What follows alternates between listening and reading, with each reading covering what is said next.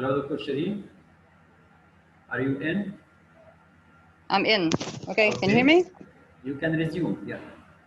Okay. So we were talking about motivation, okay, and we said that we can have it in different ways throughout the lesson plan, whether this is the icebreakers, the warmers, the lead-ins, the feedback itself, even giving instructions actually can be motivating. We have the activities. What about assessment? Can it be motivating?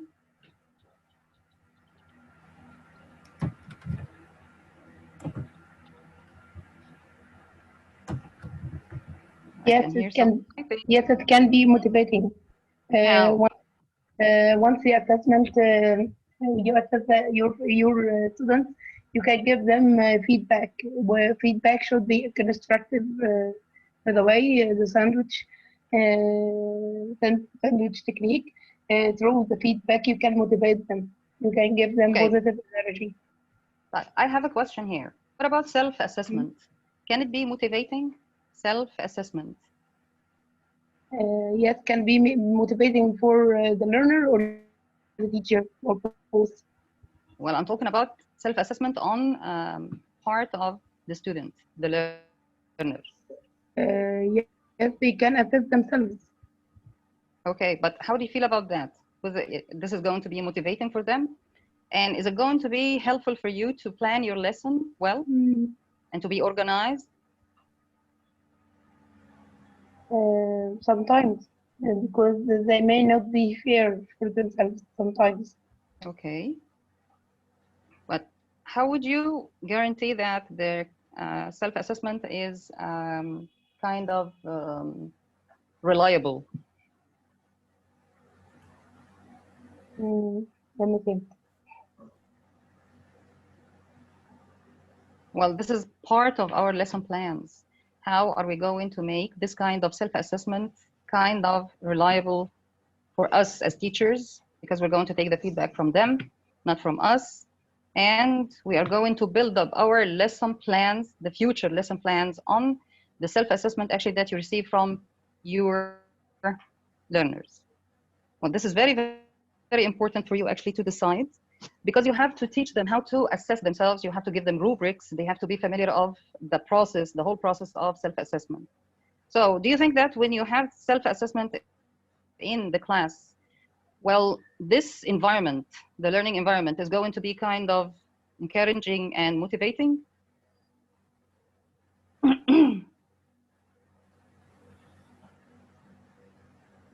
Hello, everyone. Where are you? Yeah. Yes, I'm I waiting think for yes. answers. Yes, I think yes, going to be motivating. Okay. Well, what I actually target here is how to create this kind of student-centered learning environment, okay? And how can we have this kind of self-autonomy in the class? How they have the sense of ownership. So they feel that this is their class and that they are in charge. It's not the teachers all the time, okay? Well, I think that assessment is a big issue actually. So let's move on to another one. Another point here. Well, do you think that this percentage here that you can see on the screen? Well, yeah, can we move? Can we move to the next slide? Okay, here there is a percentage. They say that 90% for novice teachers, it's 90% planning and 10% management. But for experienced teachers, okay, for the experienced teachers, you just need 10% planning and 90% management.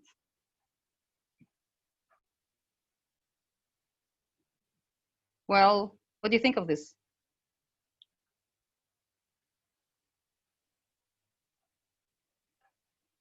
I'm sorry, Moonlight, you say what's the point? I can follow. What's the point of what? We're talking here about lesson planning and classroom management. This Can part I is add? about, yes. I think that what you mean here, what's meant by this is that teaching nowadays should be learner-centered, as you say, because if you're managing or if you're planning activities at home before doing or getting the students into the lesson, Okay. You have to understand how to manage the lesson in the class, how to manage the lesson during teaching itself. I shouldn't use TTT, teacher talk time, shouldn't be Okay. too much, okay? And students should share their opinions and share with their colleagues, share with the teacher, okay? They should give me the information. I shouldn't give them. They should understand it, get it. They should get I it. have a question. I have a question. Minna, how many years have you been teaching now? About 18 years. 18. Yeah. Okay, so you are, yeah, you can say that you are an experienced teacher, right? Right. So to you, do you need that much time to plan, or you care a lot about planning now as you cared about planning in the past when you started teaching? Now, management is my target. Management in the Okay. classroom. How can I manage it? How can I use different activities? How can I make it suitable for the learners to move and go and come? Either if in case of being on site. Well, actually, Mr. Mohammed Razi is going the other way, and he says that planning needs time, which will eliminate managing time. So, Mr. Mohammed, I think he's saying that planning needs more time than management. Well, we have now different viewpoints about this, but don't you think that sometimes for experienced teachers, they don't need to repeat themselves? But if we talk about the pandemic now, do you think that this is applicable to the situation now? No, I guess it's very challenging now because even for experienced teachers. Because it's a new territory, it's a new situation that maybe many teachers they didn't even expect this. It is just something that happened out of nowhere, which is very challenging for everyone. Okay, so the situation now actually turned. It's like turning the table against us as teachers, right? Yes, indeed. And specifically because the culture and many students are not accustomed to this situation. So it is new. Planning lesson online, sitting in front of computer. So you mean that it's a challenge for everyone? Yes. Teachers and learners, both of them? Both of them, yes. Okay. Do you think that the needs changed? Change, so in what way? The needs of the learners. No, the needs is still there. The motivation and the awareness of the importance of learning using online tools is what is very challenging. So at first, I guess they need awareness. Even some parents, they don't agree with this. They don't feel like it is something that is effective. And I can relate this to the, according to what is happening now, before you see the government, the education ministry is trying to change, and they don't even like this kind of iPod learning online. It's something. The tablets. Yeah. Okay. They think it's not. Yeah, they think it is not effective at all. Well, do you think that using technology is a challenge? Is a challenge for the teachers before it's a challenge for the learners? Exactly. Yeah. Very challenging. Yeah. Okay. Thank you so much. Right. Now let's move to that slide of these approaches here, the PPP approach. Okay, Mr. Saeed, are you there?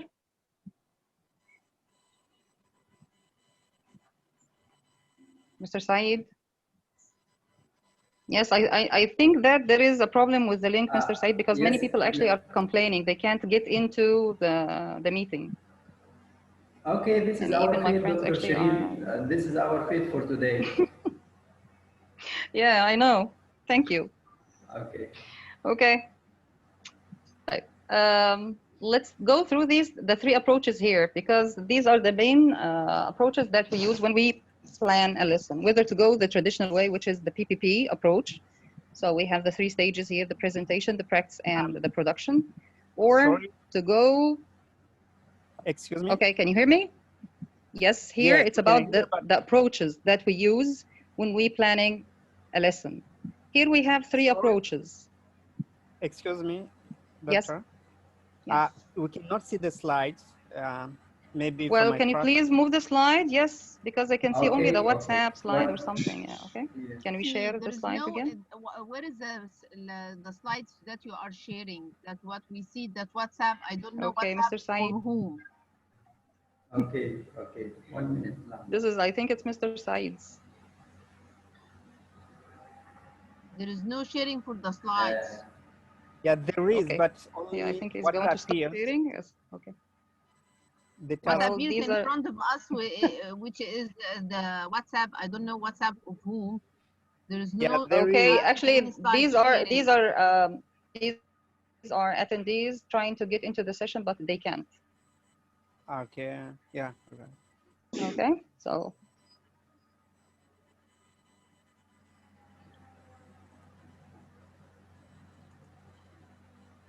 Yes, it was a different tab. It wasn't a problem with the slide. okay, Mr. Said, we're waiting. I'm looking for the link that you sent to me. Okay. Okay, WhatsApp. Just go to my WhatsApp. Okay, just a minute, Radwa. Everything is going to be okay, inshallah.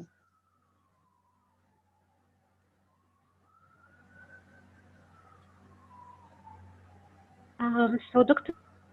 Shireen, let me ask you a question. Yes. Until the Okay, go slide is ready. I think the slide was Please very do. close up to the WhatsApp. So yes, okay. Once we are sharing the slide, can you remind us very quickly of the PPP approach? Okay. Well, Mr. Said, can you just move one more slide? Okay. Okay, one more slide. Yes, thank you. Well, can you see that? Can you see the slide now? I think it's clear, Yes. right? Thank you. So we have here the 3 approaches. We have the 3 approaches here. The first one is what I call actually the traditional one, the one that we are all familiar with. So we have the presentation, the practice, and the production. Okay.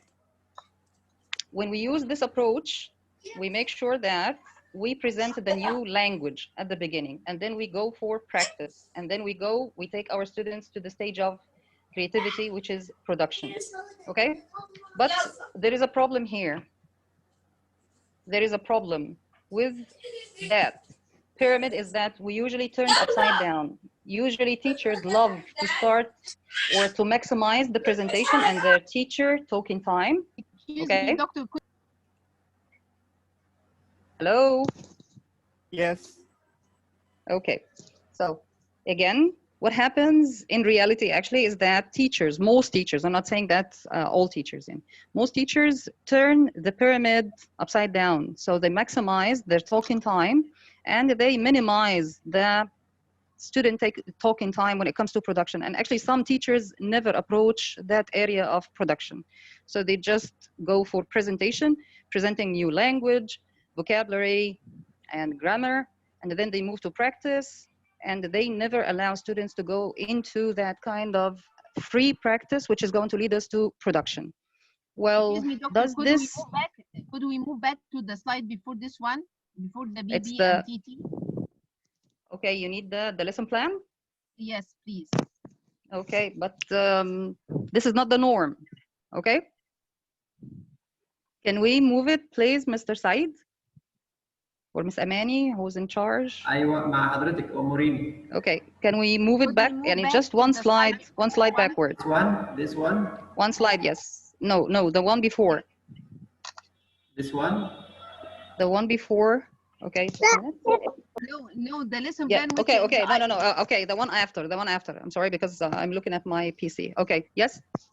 So. Yes, this one. Okay. Thank you. So, doctor, for all of these items should be included in lesson plan. When we write a lesson plan, I have to include all these items from the name to assessment. Well, what do you think? If we look at the name, the grade, the subject, this is the profile, and we have to set our main goals, then go for the specific ones. Well, we have to anticipate things, but should we write them? Should we write them down, our anticipations? Should we write all of these? Of course not. Of course not. Well, actually, I myself believe in flexibility, but I have to think of every step here, even take notes, but maybe I'm not going to include everything here in my lesson plan, okay? And I myself don't have this kind of detailed lesson plan. I usually go for the semi-lesson plan, okay? Okay, thank you very here much. Here you have major points that you have to include, okay? Especially for novice teachers. But for experienced ones, maybe, or for the ones who are familiar بقى خلاص with their planning, maybe you don't need to include all these points, okay? Okay, thank you. You're welcome. Now let's move to that chart of the approaches again. Okay, thank you. Right, I think we're done with the PPP. Okay, do we have more questions about the PPP? No, please, I just need the approaches again, because we have two more. We have the task-based learning, okay, which is kind of different, but it's kind of similar to the test, teach, test. In the task-based, we don't usually go for the 3 Ps like this, okay? We have the pre-task, then we have the task. In the pre-task, we explain the task, and then students start to prepare for the task and to prepare for the presentation, and then they give a presentation and they have a feedback from their teachers. And finally, we have the closure part that prepares them for other coming tasks, okay? The final one is test, teach, test. I start my class by asking questions, just to investigate things and find out about their backgrounds. And then I start teaching, and then I start assessing them again, okay? So what about you? Which one here do you use when you're planning your lessons? Hello, guys. Which hi. one do you usually use? Hi. Thank you. Actually, for me, I actually use the PPP most of the time. It's the easiest, straightforward, and I think it's applicable to most levels. For the test, teach, test, maybe it's a little bit difficult to apply for beginners or elementary, and correct me if I'm wrong. Well, actually, when I use the test, teach, test in my classes, I usually find it kind of shocking. But when they get used to it, I feel that it's more productive than having the PPP, because it makes students kind of in charge of what's happening in the class, and they expect things, and they start searching for information and preparing themselves. Especially when it comes to the final assessment, and they start doing this through their projects together, through presentations. So it's more interactive, but it takes time from the teacher actually to make them familiar, to familiarize your learners with something like this, okay? Yes, huh? Okay. I agree with you. Thank you so much. Okay. Can we now, okay, what about the rest? Is it still PPP? Or task-based, or test, teach, test? Which slide do you want, Dr. Shireen? This I'm one? still using the approaches, Mr. Saeed. Okay. Okay. And I'm still asking a question. This I'm one? waiting for answers. Yes, but what about the rest? How many approaches do you use? Or which one? Do you use a specific one, or you can mix these things together? You can actually, about myself, I do mixing from both of them, but I depend too much on the PPP approach. Okay. Especially for explaining grammar, so I need it. Okay, but how do you make sure that the PPP is going to be kind of learner-centered more than teacher-centered? Okay, for practicing, because I take the practicing in this stage, I take from control to guided to free, and then the production for them. Okay. So there are two stages. The student talking time is more than teacher talking time. Okay. Teacher is only for the presentation stage. Do you allow your students to participate with you in the presentation stage? Maybe if I do something like lead-in, yes. Okay. Lead-in in the presentation stage, yes. So they are going to practice and they are going to share. Would you please tell me, how do you usually start your classes? Actually, like the CELTA, it looks like CELTA lesson plan, which starts with the warm-up, then lead-in. Okay. Then the presentation stage, which it's some kind, it contains the lead-in stage. Okay. But this is actually something theoretical. Let's talk about practice. Let's put theory into practice here. How do you warm your students up? Okay, so if I were for the warming up, it's usually it's not related to the lesson. So maybe that I use some ice breaking, maybe that physical activity, whatever. Okay. And then I depend on the photo. I use photo. Okay.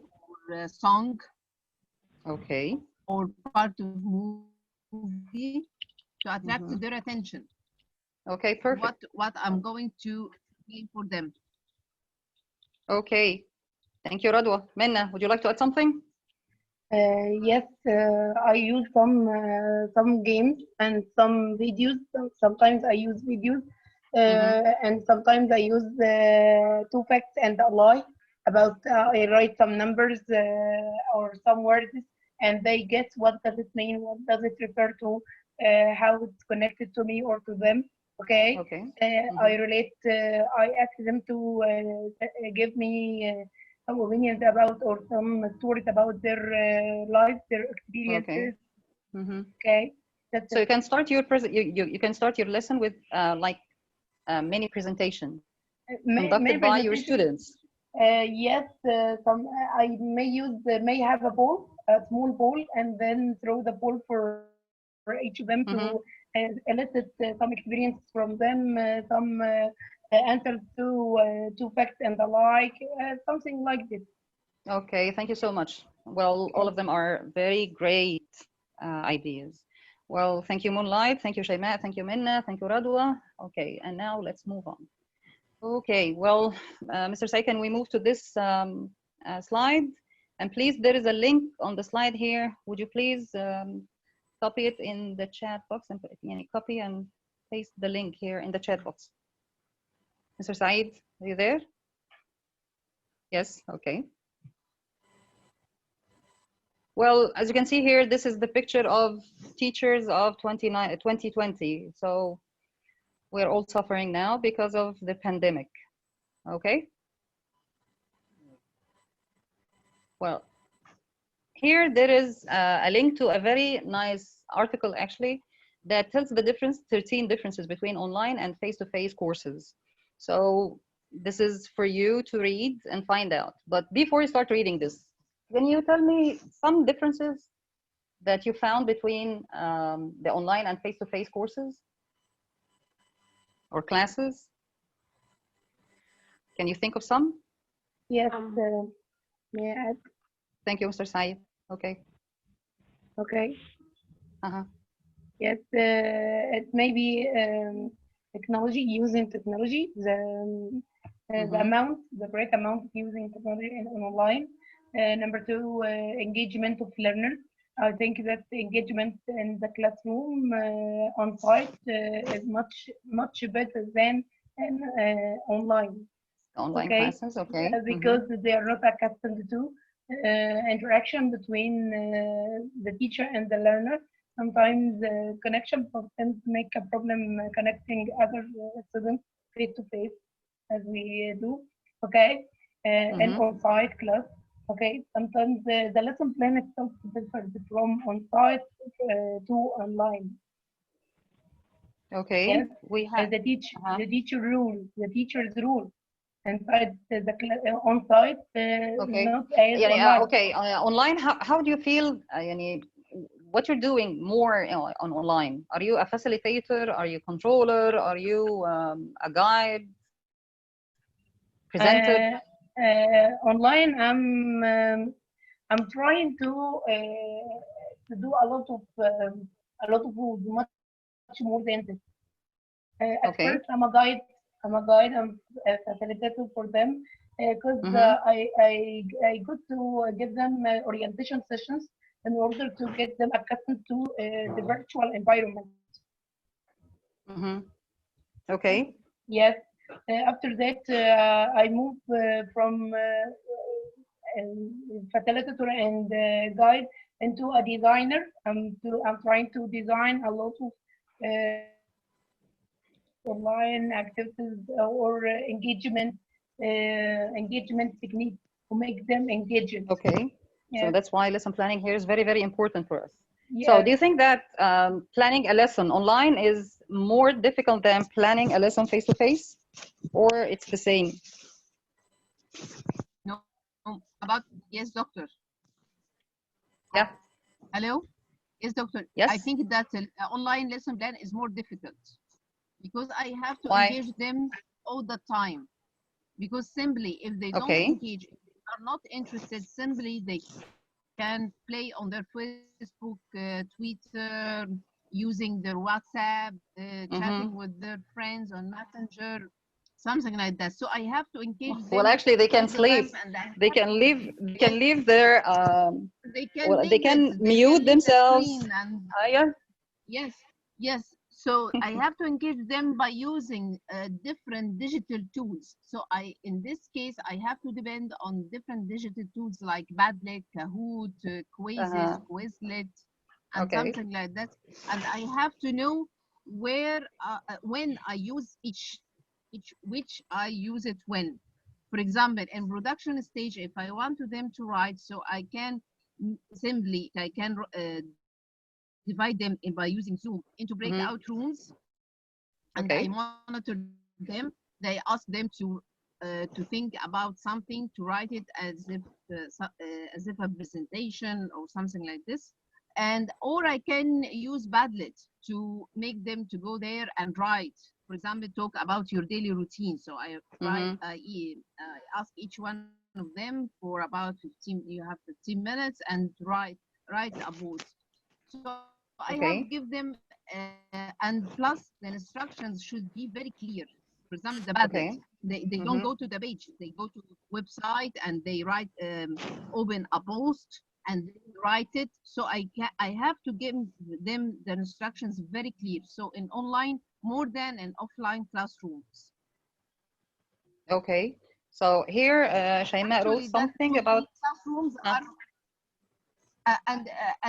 Because there is no interaction, there is no teacher stands before his students or in front of them, so the online is more difficult for the teacher. Should we allow them? Should we allow them to? I'm sorry, Radu. Should we allow them to shut down their cameras while we are taking our classes? Shut down? No.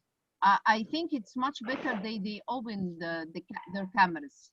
Okay. Because we don't teach imaginary people.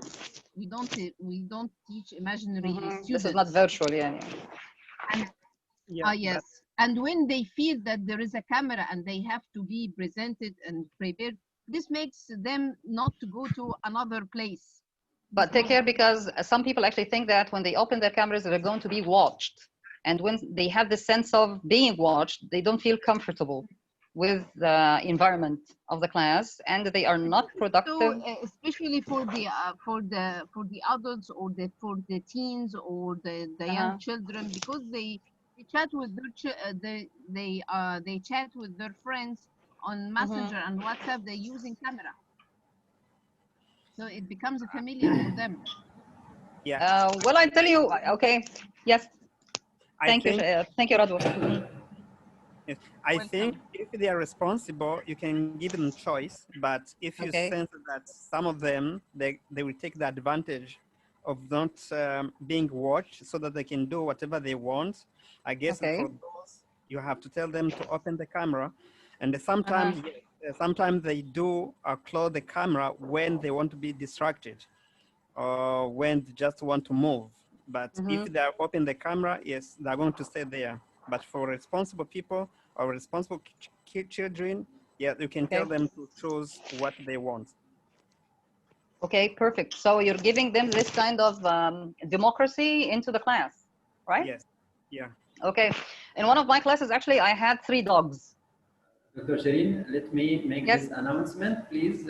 This session will end in less than 10 minutes. So we have to move very fast. Thank you, Mr. Saeed. Okay. Okay. Is it enough time for you to wrap up your? Well, I think so, because I am going to just skip some slides. Okay. And please, let's go to slide number 17. Okay. Is it this one? Okay, I'm sorry. Just a minute. I have to. No. Okay. Just keep moving. Keep moving. Okay. One more. Okay. Yes, this one. Okay, well, I'm sorry because we're running out of time here. So I'm just going to give you something here that is it's going to be very, very helpful for us as teachers when it comes to lesson planning. Well, because I'm not controlling the sharing, and I need you to go to access this site, which is very, very helpful. It's called lessonflows.com. Can you see it? Lessonflows.com. Yes. Okay, I'm writing this to.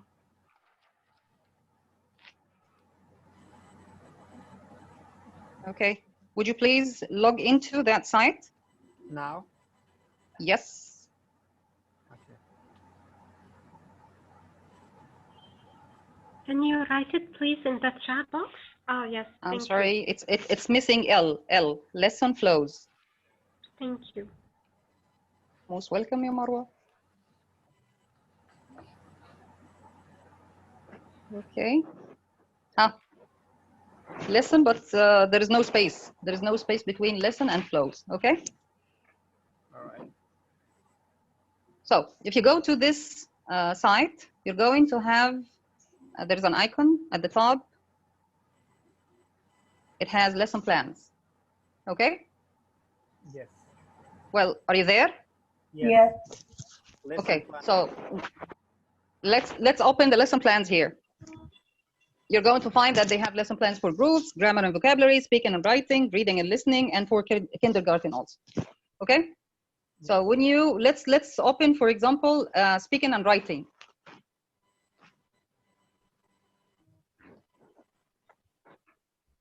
Okay? Yes. Okay, so here you have this kind of roadmap of how to start planning for a lesson that deals with productive skills, speaking and writing. Here you have the stages, and you have the aims, and also you have the activities that you can use in every stage. Okay? Yeah. Right. Of course, this is not specific for a certain lesson, but you can tailor it to any lesson that you have that deals with speaking and writing skills. Okay? Yes. What's so nice about this actually is that at the bottom of the page, just have a look at the bottom of the page here. Can you see these websites? Yes. Yes. That can help you actually have different activities. And here you have the American pronunciation, you have comic creator, book creator, conversation questions, discussion questions, many, and you can have even more, okay? Another thing that you can do is to go to that yellow box here, browse the activities. Yes. Okay. And here you have to the left, you have the online class activities. So if you have an online class and you need activities, you can just or simply just click on that and you're going to have a variety of activities. Okay? Well, Great. let's say that you'd like to focus on writing. So please click on the R. Can you see the R on the right? The R. Yes. At the top of that table you have the name, the description, and then you have R, W, S, L, O, and G.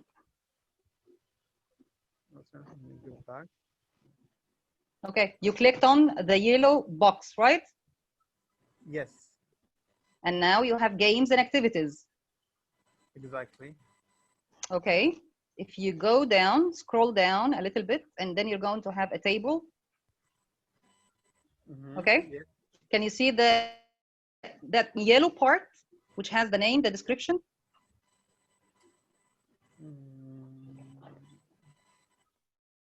Okay, hi everyone, are you there? Yeah, but it's not that yellow. The yellow bar here, you have the name, the description, and it has R, W, S, L, O, G. Well, can you please confirm? No, I cannot. Sorry. If we moved back to the yellow box, okay? Yes.